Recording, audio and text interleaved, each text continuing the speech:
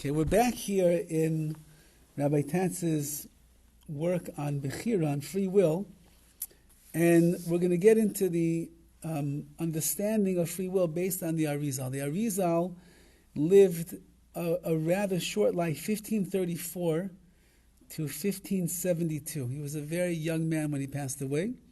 He was originally from Egypt, if I'm not mistaken, and he made Aliyah. He ended up emigrating to Israel, and he passed away at a very young age in the land of Israel. He was, in his generation, he was the greatest Kabbalist, the most mystical leader of the generation, and in his very short life, he accomplished an enormous amount in his short life. We're talking about someone that was 38 years old. Yeah, 38 years old. He's 38 years old when he passed away. In those 38 years old, he did things that people in hundreds of years would not be able to do. One of the greatest things and contributions that he made to the world is that the Zohar, which was a very closed book at the time, and perhaps not as well known and able to be learned by people, he came in great depth and he explained the very deep passages, mystical ideas that are in the Zohar. You still can't be a layman to really understand what it means. You just have to be a very learned person to understand it, but he was able to give access to the Jewish people that they didn't have maybe for centuries, since that the Zohar had been written by Rav Shimon Bar Yochai, which is 1,000+ years maybe before that. So the Arizal is an authority on these spiritual matters, and he says like this. So the Arizal is answering the following question. How do you deal with when there's a prophetic prediction that we find either in the Torah or in somewhere in Tanakh, somewhere in the works of the prophets and the like, and the idea of BECHIRA, free will? If it's already predicted what's going to happen to a particular person in their life, so then where's my BECHIRA? Where does my free will actually lie? So he brings down the following case. Moshe Rabbeinu was told that there's going to be a king in the future. His name is Saul, and Shaul is going to do some sordid things. Some of the things that he's going to do are not going to be okay. He's going to sin in certain ways. So that must mean then that if Moshe Rabbeinu was already told in his time that there's going to be a king whose name is Shaul, and Shaul's going to do things. Remember, Shaul is the father-in-law of Dovid HaMelech, of King David. And there was a very love-hate relationship between them. And Shaul tried to do a lot of things to get rid of Dovid HaMelech, to get rid of King David. So if it was already predicted in the lifetime of Moshe Rabbeinu, this is what's going to happen, and it was given him as a prophecy that he should know, so then that would seem to negate the free will in the hands of Shaul HaMelech, of King Saul. He would not be able to escape the prophetic prediction that was seemingly decreed already in the heavens of what's going to take place. So the Arizal is coming to answer this question. How do we find in certain people throughout the history of the Jewish people, it was already foretold what is going to happen to them. So it was already told what's going to happen to them. Where do they ever have free will to escape the decree that HaKadosh Baruch Hu made? It's a good question. And so he answers like this.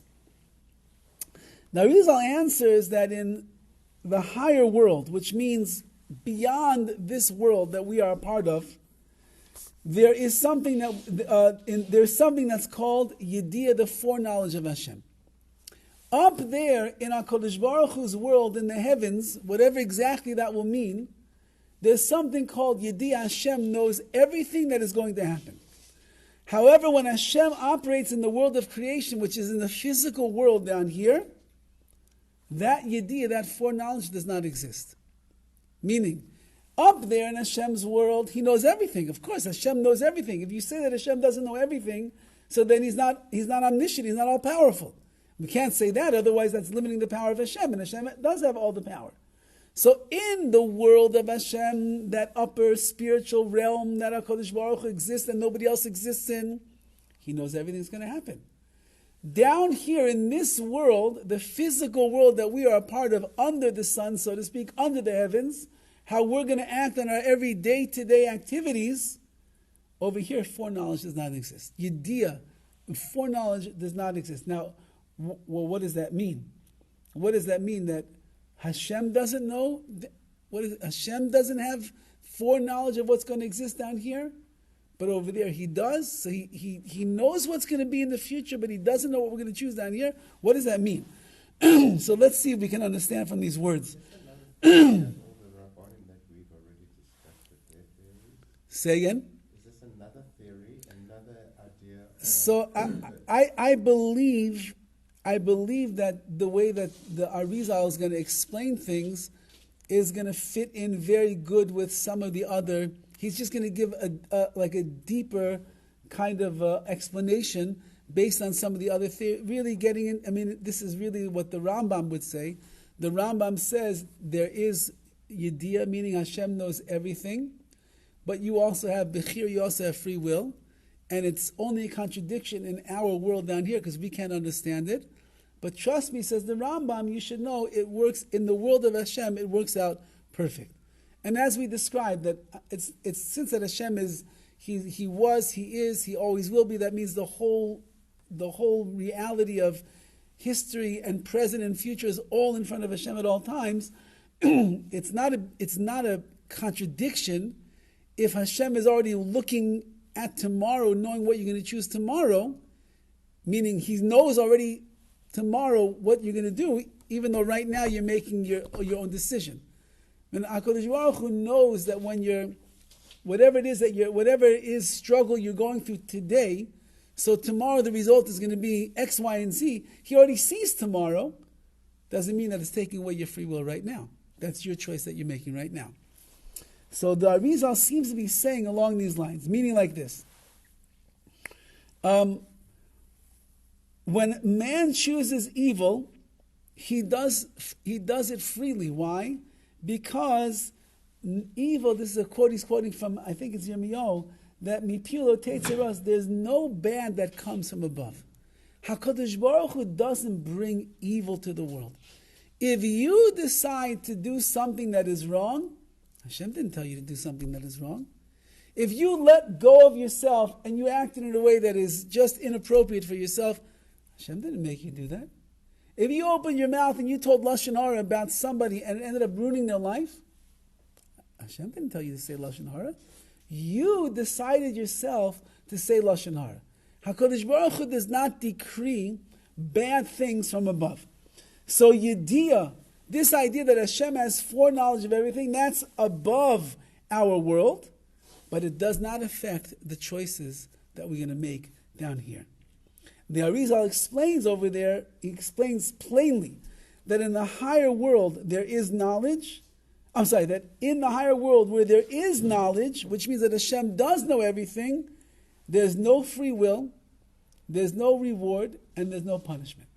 So that means that up there, again, these are mystical ideas, but whatever exactly it means, this concept that in the world of Hashem, that only HaKadosh Baruch Hu is privy to, so He knows everything that's going to happen. That's why He can give you a prophecy of what's going to happen to this person 1,000 years down the road.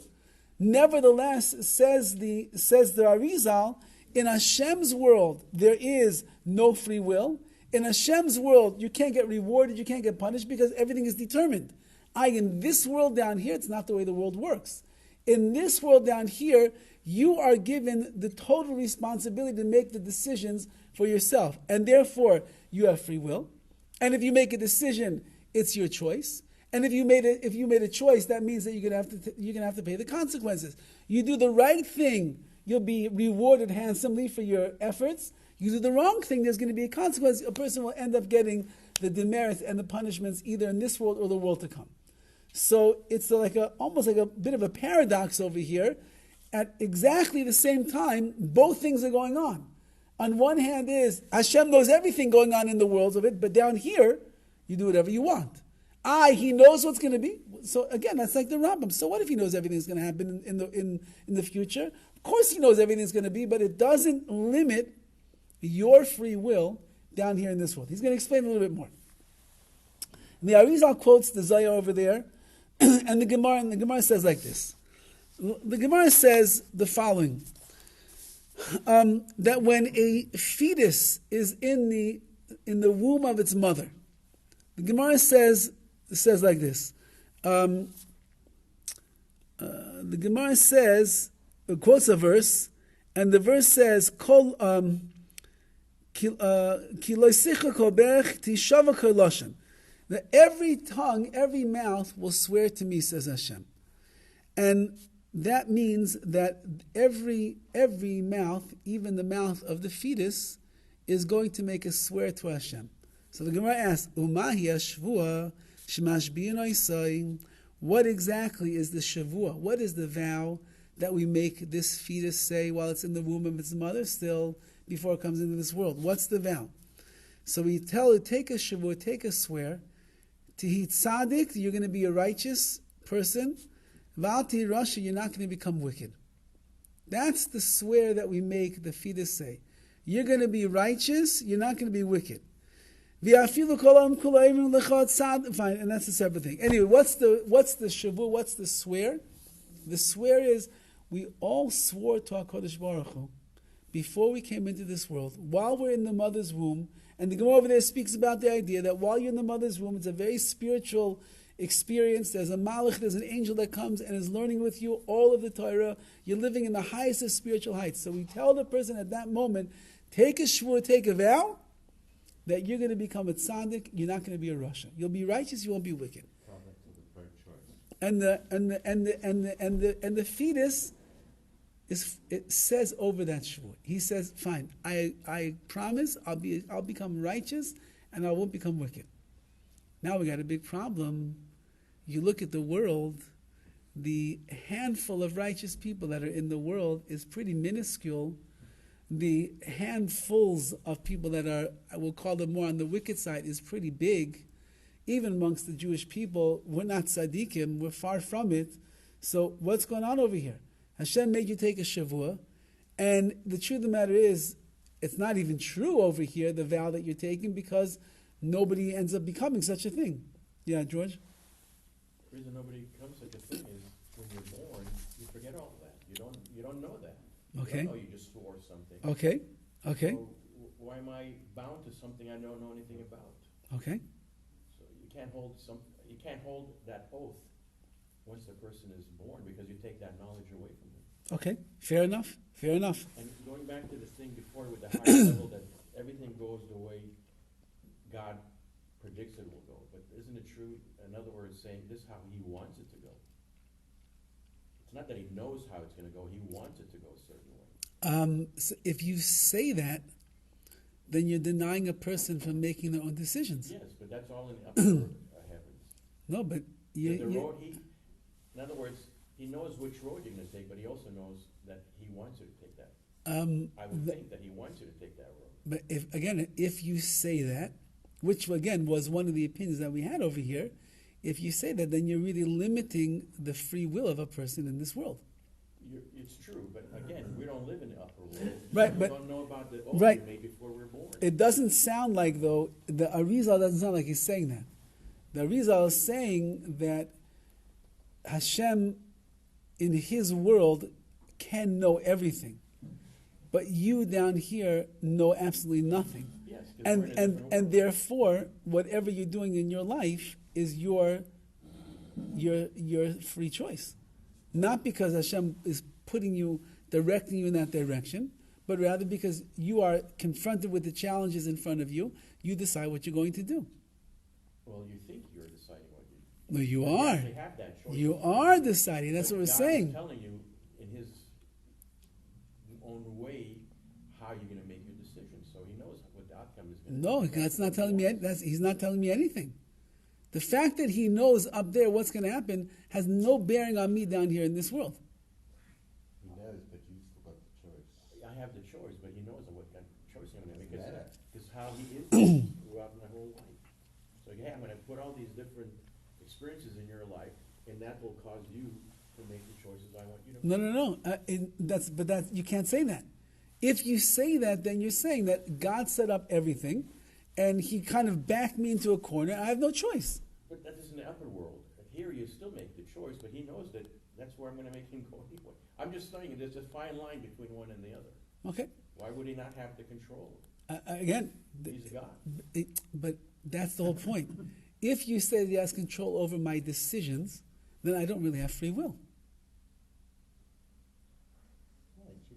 Right? If I influence you to make the choice you're going to make, so then you're not really using your free will. The choice I make today is influenced by all of the choices I've made throughout my past. Okay, that's another part of the discussion.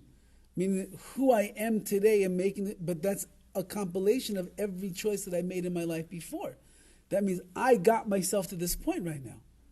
Meaning if I am a chain smoker, correct? If I'm a chain smoker, so I initially made a decision to try one cigarette. And I liked the way that it felt. So the next day I had 2. And the next day I had 3. And the next day I had 4. And before you know it, 6 months down the road, I'm buying myself a pack of cigarettes every single day. And now 45 years later, I'm smoking 3 packs of cigarettes every single day.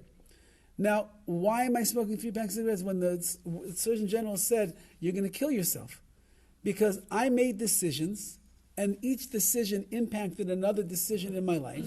And I got to a point where I enjoy what I'm doing. I can't live without it. I'm addicted right now to the nicotine, so I have to keep smoking. So you're right that the choices that a person makes, you add them all together, it makes a compilation of who I am right now, and therefore that's going to influence my choices. But Hashem didn't make me that. I made myself that because of the choice that I decided to make.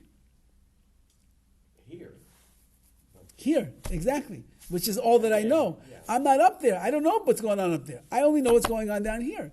So down here, I am... 100%. What's going on up there has nothing to do with what's going on down here. You still think you're making choices, which you are, based on the knowledge you have and experience. But somebody put those experiences and the knowledge in me. But you still make the choice. Yes, and because I have those knowledges. Right. Yeah. You didn't learn Torah for a while. I mean, I think. Yeah. So something happened in you to make this choice to come to retirement. Right. But why didn't it happen earlier? I don't know. It was there to happen. If some of my experiences were different, maybe I would have. I'm just saying, these roads were set in front of me, and this is how I went. I don't know. Those choices. Yeah. No. All right. 100%. I think while we're here, I think you feel you're making a choice, but I think it's already known. Somebody out there knows what your choice is going to be, and in that case, maybe that's what they want you to make. That's the choice they want you to take also. So, okay, so we'll, it's a fun so let's see. So let's see. So there again. So we have this. We have the Gemara. The Gemara says that when a fetus is in the womb of its mother, so it is asked to make the following vow, and that is, I will become a tzaddik and not a rush, not a wicked person. So the Arizal asks, he points out, I guess he's pointing out over here, that if Yediyah, if Hashem's foreknowledge came down to this world with the birth of the child, then that would make the oath a forced false oath. Because how could a fetus be forced to swear that it will be good in the face of the divine knowledge that it will be evil? Meaning, up there, HaKadosh Baruch Hu knows everything. He knows if your name is going to be Sinwar, or he knows if your name is going to be Reb Chaim Kanievsky. He knows if you're going to be a terrorist, or if you're going to be a great sage who davens and his words come true. He knows all of that. So if you're really going to end up becoming a wicked person in your life, or you're going to fall very short from becoming a tzaddik, so then, and Hashem knows that, that means that he's asking you to make a vow that is false. How can he do such a thing? Why would we start off our lives, so to speak, in such a world? So therefore, he says it can't be. Rather, the solution is that the vow or the oath is administered at a level that's external to the foreknowledge, meaning where that knowledge is not operative. Meaning in the world beneath Hashem, so to speak, in the world that's not up there in the heights of heaven of HaKadosh Baruch Hu, down here in this world, I could actually make a vow, even though that I'm in utero still, that I actually am going to try my best to become a tzaddik, a righteous person, and not a Rasha, not a wicked person. Hashem knows already you are going to become a Rasha. That's in Hashem's world. But in my world down here, it's not known. The knowledge remains above, and the oath is made at a level where there's no contradictory knowledge. So that means I could hear the question, make a vow, you're going to be a tzaddik, not a rush, and I can say, yes, that's what I want to be. And every fetus, every pure soul in that state, who's learning with an angel, who's completely pure, who's holy, who's sacred, of course they want to become a tzaddik, of course. So they'll all make the vow. What's going to happen afterwards? I won't live up to my vow. Okay, that's going to be something we'll have to deal with in our lives. But to say that since that Hashem knows, for example, he knew that Shaul HaMelech is going to make mistakes. So now that means that Shaul has no free will. When he was making the mistakes, it was already determined, it was already decreed, he had no free will. Says Arizal, it's not true. Hashem, in his world, he could know. Down here, you don't know. Is it possible that Shaul HaMelech could have made different choices? Anything is possible. Did he end up going in that path? Well, that's the choice that he made with himself. Meaning, you have people that are righteous individuals in the world today. So it was a guarantee they become righteous. According to this Gemara, everybody should become righteous. But there's no guarantees because we see that most of us are not. So therefore, what does that mean? That means that this person made choices in order to fulfill his vow of becoming a tzaddik, becoming a righteous person. So, yeah. Does this pertain only to male fetuses or both? No, to women as well. Women as well. They should become righteous women. And does it say at what point that they have to take this vow? A month, a week? So, it doesn't, the Gemara doesn't say over here exactly at what point that's going to be. It doesn't say. Before they learn the entire Torah or after? Yeah, that's a good question. It seems to be while they all the Gemaras over there are talking about while the whole time while it's in utero over here, while it's in the fetus form. It doesn't say at what point it is. I'll try to take a look and see if it mentions. Good question. Okay, anyway, the next part is very, very deep part, a very Kabbalistic, mystical idea. So I think we'll save that for next time as we try to digest the words of the Arizal. Yes, it is.